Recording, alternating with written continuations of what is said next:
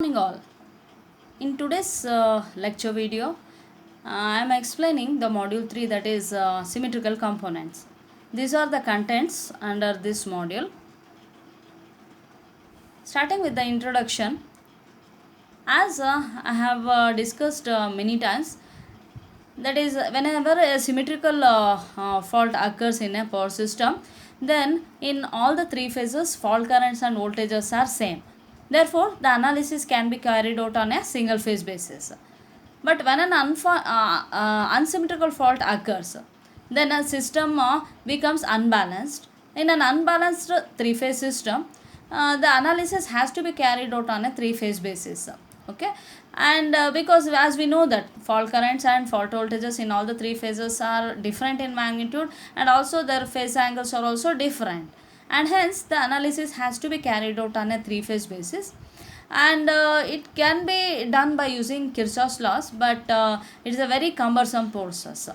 Therefore, an alternative method, a more convenient method of analyzing unbalanced operation, that is through the symmetrical components. So where we are going to use the symmetrical components whenever an unbalanced system occurs after the occurrence of the fault, then so we have to analyze the unbalanced system, three phase system, with a more convenient method, so which we call as the method of symmetrical components. Dr. Fortescue's theorem, which actually forms the basis of the study of symmetrical components. According to this theorem, an unbalanced system of n-related phasors, which can be resolved into the n systems of balanced phasors, which we call as the symmetrical components of the virginal phasors. Okay, here suppose n, which refer to number of phases. So normally we use a three phase system worldwide. We use a three phase system. That means a three unbalanced three phasors which can be resolved into balanced three sets of balanced phasors. Okay, so the n phasors of each set of components, they are equal in length, and the angles between the adjacent phasors of the set are equal. So that means the magnitude wise they must be equal, and also the angles with which they are displaced, they must be equal in each set. Let us discuss the resolution of unbalanced phasors. According to Fortescue's theorem, a set of three unbalanced phasors, so it can be voltages and currents, which can be resolved into the three sets of balanced phasors. And these three sets of balanced phasors, they can be referred as the positive sequence components, negative sequence components, and zero sequence components. The positive sequence components consist of three balanced phasors equal in magnitude, displaced from one another by an angle 120 degree, and they have the same phase sequence as the virginal unbalanced phasors. Okay, remember, positive sequence components consist of three balanced phasors equal magnitude, displaced from each other by 120 degree, and also they have the same phase sequence as the virginal phasors. The negative sequence components, they are also same thing, the three balanced phasors equal magnitude, displaced by one another by an angle 120 degree, but having a phase sequence opposite to that of the virginal unbalanced phasors. Okay, only the phase sequence is different. Next, zero sequence components, they are the set of three phasors, they are equal in magnitude, but they are displaced by one another by an angle 0. So the zero displacement from one another. So this can be explained from the figure. Consider an unbalanced phasor. So this is an unbalanced phasor. So we can see VA, the lengthwise it is more compared to this and this, and the angle between these three phasors are also different. That means it is an unbalanced phasor. So any unbalanced phasor, so which can be replaced by a three sets of balanced phasor. This is a three phases. So that means three phasors, three unbalanced phasors can be represented by a three sets of balanced phasors. Three sets. Those three sets are positive sequence components, negative sequence components and zero sequence components. Now we have to represent this by positive sequence component, negative and zero sequence. So this can be represented like this. Let the consider the three unbalanced phasors VA, VB, VC shown in figure. Let the direction of rotation of the phasor be in the anti-clockwise direction. So let the direction of these phasors. So phasors always move in the anti-clockwise direction. And now the phase sequence. So now the phase sequence is A, B, C. So phase sequence is always the clockwise direction. Okay, the phasors they rotate in anti-clockwise, and the phase sequence normally we represent by a clockwise direction.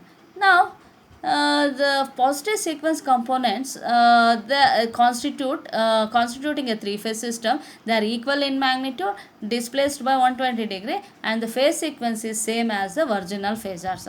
Virginal phasors, the phase sequence is A, B, C. This is the phase sequence of the virginal phasor. Now positive sequence components, this represents the positive sequence component. So normally we represent by VA1, VB1 and VC1. This is the all are of equal magnitude. See, magnitude they are equal, and they are displaced by one another by an angle, equal angle, that is 120 degree, and the phase sequence is same as the virginal phasor. The virginal phase sequence is ABC. Here also it is ABC. In the phase sequence we always measure in the clockwise direction. So here the phase sequence is same as the virginal phasor. That is what written positive sequence component VA1, VB1 and VC1 constituting a three-phase system. They are equal in magnitude and are symmetrically displaced by 120 degree. They have the same phase sequence ABC as the virginal phasors. Now negative sequence component. Negative sequence component VB2 and VC2 shown in the figure, constituting a three-phase system. They are equal in magnitude, displaced by 120 degree, but the phase sequence is opposite to that of the virginal. The virginal is ABC, means this phase sequence will be ACB. So that's what shown here. So this is the negative sequence component. So which is VA2. Here VC2 is there, VB2. That means phase sequence is ACB. Okay. The magnitude is same, the angles are same. Only the difference between positive and negative is the phase sequence is opposite to that of the virginal phasor, that is ABC. Virginal is ABC. Now it is the clockwise. When we see the phase sequence, it is ACB. Now when we come to the zero sequence component, the zero sequence components are represented as VA0, VB0 and VC0 shown in this figure. They are equal in all respects, but they have a zero displacement between them. So this is they have the zero displacement, VA0, VB0 and VC0. So always one which refer for the positive sequence component, suffix 1, and suffix 2 for negative sequence component, and 0 for zero sequence component. Okay. So any unbalanced phasor, so this is an unbalanced phasor VA, VB, VC, which can be resolved into a set of three phasors are there. That means three sets of balanced phasors, that is positive sequence, negative sequence and the zero sequence component. Now coming to the operator A. So as we use in a complex number the operator J, that is whose magnitude is 1 and the angle is 90 degree, 1 at an angle 90 degree. Similarly we also we use an operator called A. So which is very convenient for the calculations, for the indication of this phasors. So the letter A, so which actually designate the operator that used to designate the operator that causes a rotation of 120 degree in the anti-clockwise direction. So the letter A which determines the rotation of 120 degree in the anti-clockwise direction. So it's a complex number of unit magnitude and with an angle 120 degree. So it can be expressed like this: A is equal to 1 at an angle 120 degree, or it is cos 120 plus j sin 120, or it is minus 0.5 plus j 0.866. So suppose any phasor multiplied by A, So then whose magnitude does not change, but only it rotates in an anti-clockwise direction by an angle 120 degrees. Always remember, suppose any phasor is there, here when we consider this phasor, so if this is multiplied by a, so the magnitude of this remains same, but it gets rotated in an anti-clockwise direction by an angle 120 degrees. So a into va means it is somewhere here, that is with same magnitude, but it has been rotated in an anti-clockwise direction by an angle 120 degrees.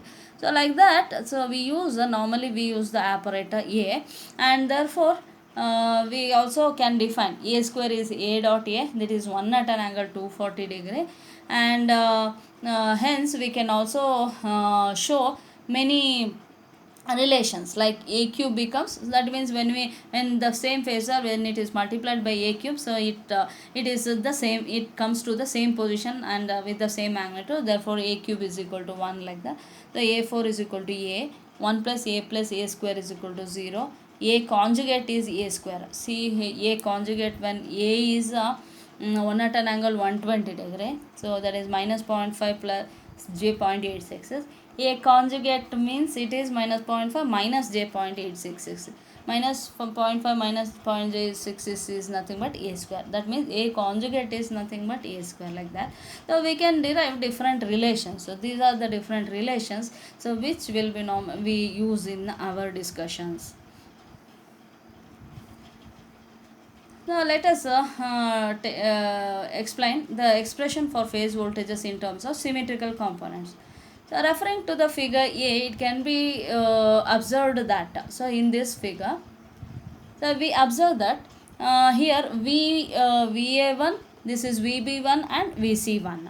Okay, so here we observe that the phasor VB1, so the VB1 leads VA1 by an angle 240 degree. So VB1 which leads this, see when anti-clockwise when we see VB1 is leading VA1 by an angle 240 degree, 120 and 120, 240 degree. So that means, so it can be written as VB1 can be written as VA1 at an angle 240 degree. As VB1 is leading VA1 by an angle 240, we can write it as VB1 is VA1 at an angle 240. Similarly, VC1 can be written as VC1 is ahead of VA1 by an angle 120 degree. So we can make use of the operator A, that is VC1 which is equal to A times VA1. VC1 is equal to A times VA1, that is VA1 at an angle 120 degree. So that is VB1 can be written as A square VA1. VC1 is equal to A into VA1. We are making use of the operator A. Similarly, we can write it for VC2, VB2 and VC2. See here in the negative sequence component, VB2 is making 120 degree with VA2. That means A times VA2, and VC2 is A square times VA2. So we can write it as like that. VB1 is A square VA1. VC1 is A VA1. Similarly, VB2 is A VA2. VC2 is A square VA2. And similarly, in the zero sequence component, all the components are equal. VA0, V is equal to VB0 is equal to VC0. Because there is a zero displacement, so all the components are same. So now,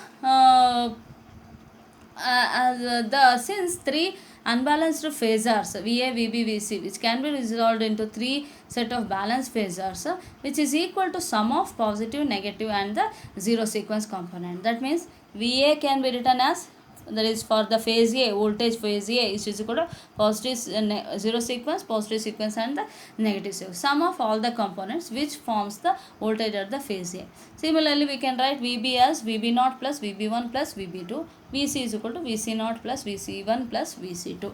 Okay, so any phase, if we take the phase voltage which is equal to sum of all the components. Now here VB0, VB1, VB2, all these which can be expressed in terms of VA. So from these x 3.1, 3.2 and 3.3, using these relations, so we can get VA is equal to same thing, VA0 plus VA1 plus VA2. VB is VA0 plus a square Va1 plus a Va2. So as we have discussed what is the VB1. VB1 can be, it is a square Va1, VB2 is a Va2. Similarly, VC1 is a Va1 and VC2 is a square Va2. Substituting, we will be getting Va, VB, VC as this. In matrix form, if we express, then this is Va, VB, VC, and 1 1 1. See the coefficient here, 1 1 1, 1 a square a and 1 a square into Va0, Va1 and Va2. So this equation, so which establishes the relationship between the phase voltage and the unbalanced system, of an unbalanced system and the symmetrical components. Okay, this is an unbalanced system phasors, this is symmetrical component. Now the relationship between these, that can be explained by this equation. This is the end of this video lecture. Thank you.